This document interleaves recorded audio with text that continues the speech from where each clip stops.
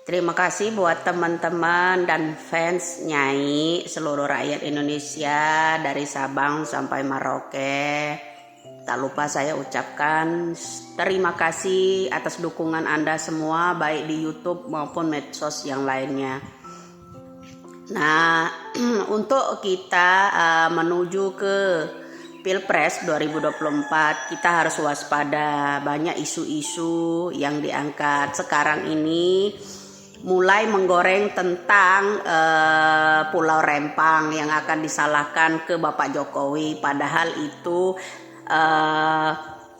proyeknya zaman SBY 2024 lalu, ya kan, tentang ini. Kemudian orang-orang mengenai yang namanya oposisi kayak Rocky Gerung, kayak Refly Harun itu akan dicucu nabikan pula ini jelang Pilpres, bro. Kan baru ada yang namanya Rocky Gerung dirosulkan, kemudian Anies diimam mahdikan. Nah, besok bisa jadi itu kalau kemarin rasulnya itu Rocky Gerung, bisa jadi besok Refly Harun, kemarin Said Didu itu bisa besok dicucu nabikan yang ketiga kayak yang kedua, pasti itu. Ya, nah kemudian kita membahas lagi masalah orang-orang yang membuat kegaduhan di Indonesia ini, sebenarnya bandar-bandar yang telah diblokir sama Bapak Jokowi dulu-dulunya. Kenapa? Usaha-usaha Bapak JK yang tadinya bekerja sama dengan orang Taliban, mungkin banyak orang Indonesia yang belum tahu ya. Yuk kita simak sedikit pengetahuan kita ya dari edukasi saya. Kenapa? Kemudian Pak JK ini kenapa dia agak terusik dengan kebijakan Bapak Jokowi. Kebijakan Bapak Jokowi menghentikan pengiriman nikel mentah. Usahanya Bapak Yusuf Kalla. Bapak Yusuf Kalla puluhan tahun mengirimkan yang namanya nikel mentah ke orang-orang Taliban. Tentu saja kalian tahu bahan-bahan panas ya, kalau kata saya bahan-bahan panas sejenis nikel ini digunakan untuk pembuatan umpan ya, pembuatan alat-alat umpan untuk senjata, terutama daerah Taliban. Kedua Amerika, orang-orang ini membutuhkan itu, Jerman dan sebagainya. Nah, jadi banyak orang, apalagi yang namanya Daeng Andi 6 itu ya, alias Erni, membenturkan antara agama, membenturkan antara komunis, Cina dan segala macam. Orang yang tidak tahu hal sejarah jadi membelok-belokkan, dibentur-benturkan lah, agar kenapa seolah-olah kesannya dia itu pintar dan jenius tahu sejarah, seperti itu ya. Nah, kalau soal kita pengetahuan kita yang kita dapat, pengetahuan kita yang kita diberikan data-data dari orang-orang di dalam itu, sebenarnya Bapak Yusuf Kalla terusik dengan kebijakan-kebijakan Bapak Jokowi karena ada 23 lembaga dipangkas sebanyak 18 lembaga oleh Bapak Jokowi, tinggal 5 lembaga. Kemudian rencana Bapak Jokowi tahun ini itu 5 lembaga itu juga akan dikikis, juga akan disisir juga ya. Saya kira ya banyak banget rakyat Indonesia ini dibodoh-bodohi ya sama opini-opini itu ya, dijungkir balikkan cerita yang sebenarnya. Semoga cetusan-cetusan saya ya, celotehan saya di media sosial itu coba dibandingkan dengan data aslinya, benar adanya apa enggak ya, bukan hanya omong belaka.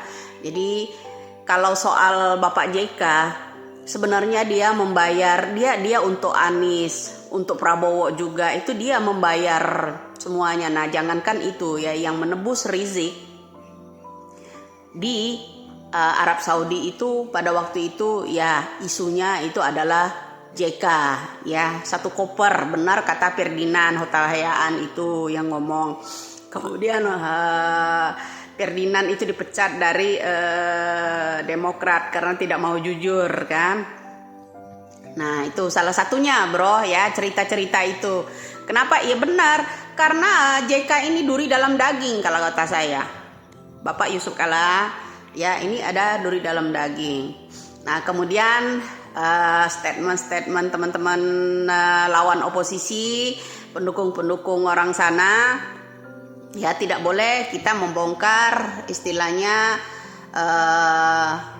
apa ya, semua orang-orang yang pernah terlibat di dalam perdagangan, terutama ya perdagangan yang istilahnya bukan diketahui oleh pemerintah. Lo gimana nggak ngamuk, bro? Pendapatan mereka itu sehari triliunan. Bagaimana coba kalau sebulan? Sehari aja triliunan loh.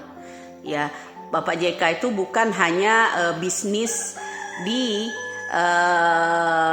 bidang nikel saja. Nah, kemudian PLN kita ketika SBY masih menjabat itu beberapa gardu 34 gardu aja banyak yang mangkrak. Itu sebenarnya proyeknya Bapak JK. Ya, Bapak JK juga ada orang nyinyir di sini. Ya, Bapak JK juga tentang Indosat. Coba ya pendengar saudara ya, coba cari tahu dong. Apakah Bapak JK ini tidak ada sangkut pautnya dengan yang kata kalian mana Indosat, kok nagihnya ke Bapak Jokowi? Tagih dong Bapak Yusuf Kalla, ya kan? Nah itu, kenapa semuanya ada kaitannya dengan orang ini, dengan miliarder satu ini ya, orang terkaya ya. Nah yang belum bunyi ini keluarga Bakri. Yang belum bunyi ya, dia politiknya santai, nggak gerasak gerusuk, penuh pertimbangan, mau nyinyir mau ini yang penting mereka aman ya kan. Nah tentu saja orang pengguna BLBI kita, salah satunya Abu Rizal Bakri ya, itu salah satunya. Ya, banyak orang loh bro yang nggak tahu mengungkap ini. Satu, saya punya seseorang yang selalu memberikan hal-hal yang belum diketahui masyarakat. Kedua, ada sesuatu lah ya. Jadi apa yang tidak pernah kalian bisa melihatnya.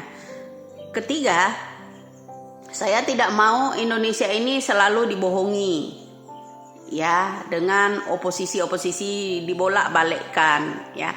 Memang orang jujur itu musuhnya berat, banyak ya, terutama kalangan-kalangan mafia. Dengan cuatan saya ini, kata siapa ini tidak berpengaruh omongan saya yang dibilang sampah dan sebagainya, kata siapa itu benar adanya. Ketika ada orang menyimak konten-konten saya terutama di YouTube itu, pasti ada orang membuat edukasi lagi, mencangkok dari pembicaraan saya, seolah-olah mereka itu udah senior, sudah merasa besar medianya.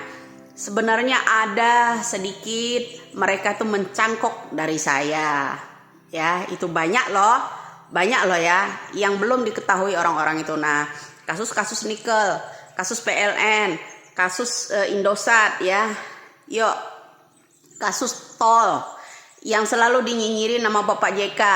Kita tidak butuh tol ya kan, tol ini tapi anaknya Yusuf Kalla itu bermain di bidang proyek tol ya. Satu. Kedua, apakah orang rakyat Indonesia ini tidak membutuhkan jalan tol? Emangnya Bapak Yusuf Kalla mau manggul hasil-hasil pertanian orang-orang dari pelosok daerah mau ke kota?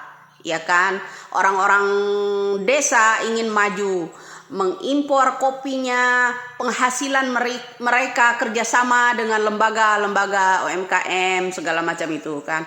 Apakah Bapak Yusuf Kalla bisa manggul itu yang herannya dia nyinyir tentang tol itu.